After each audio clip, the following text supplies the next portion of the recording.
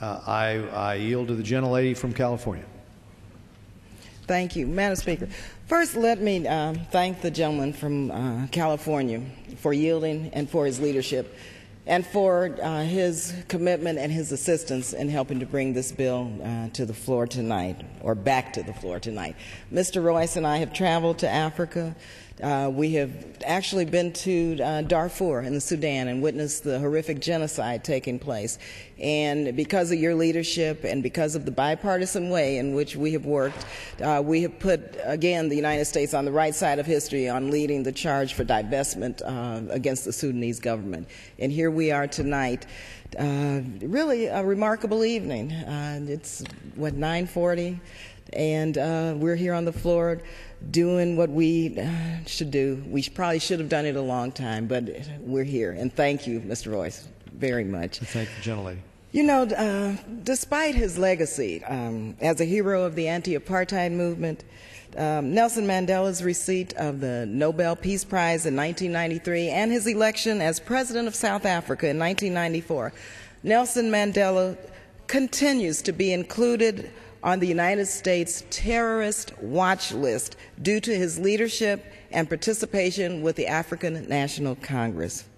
As a result, former President Mandela and countless men and women like him who fought for decades, mind you, a war of liberation against the apartheid government of South Africa, are required to obtain a visa waiver under the Immigration and Nationality Act in order to enter the United States.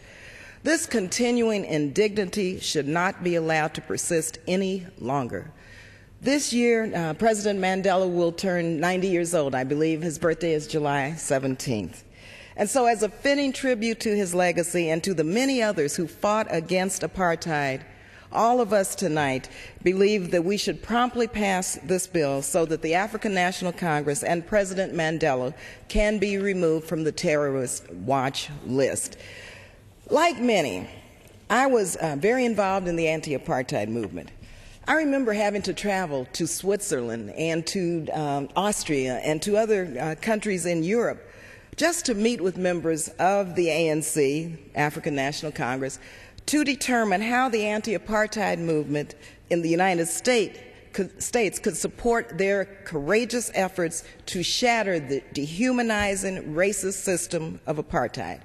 We could not meet, unfortunately, in our own country, here in the United States, because they would have been put in jail.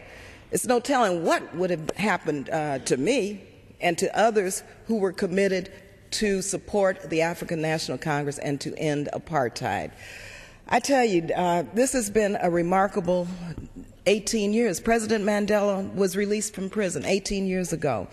And so it's amazing that to this day, despite his legacy as a hero of the anti-apartheid movement, that he still needs a visa waiver to enter the United States. This is just plain wrong.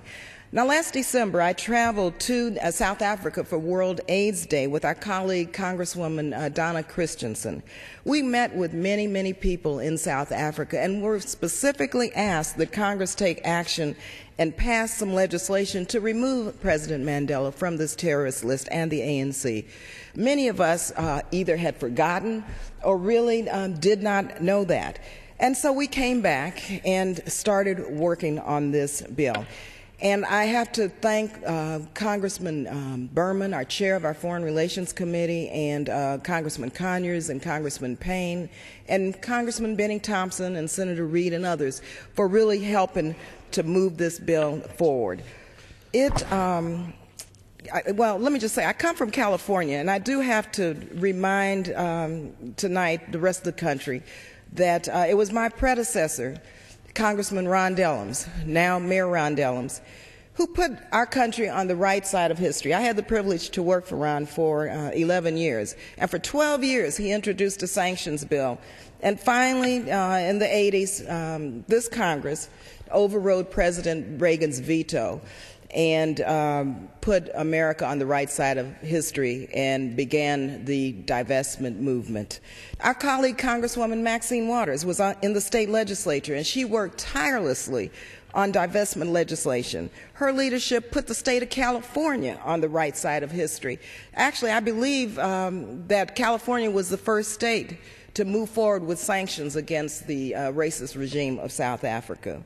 And so recently, Congresswoman Waters and Mayor Dellums received one of the highest honors presented to them by the South African government. And so we're very proud of them and thankful for their leadership.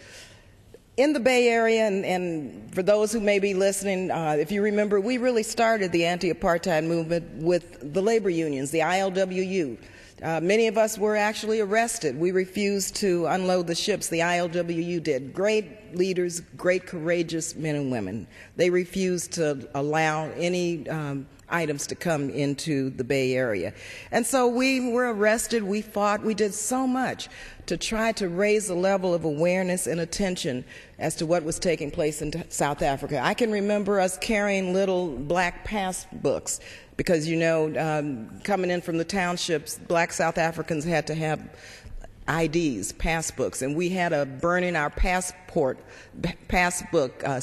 ceremony on the steps of City Hall to let people understand that here the black majority of South Africa could not live in major towns and had to live in squalor and could only come in to work and had to leave with their passbooks. So I could go on, but I'm saying this tonight because I want those who are listening to say this is a really significant moment. This has been, again, a long time coming, but I think this is one of those moments where we have seen the Secretary of State, Republicans, Democrats, all of us working together to end this terrible, terrible policy that we have with regard to the ANC and Nelson Mandela.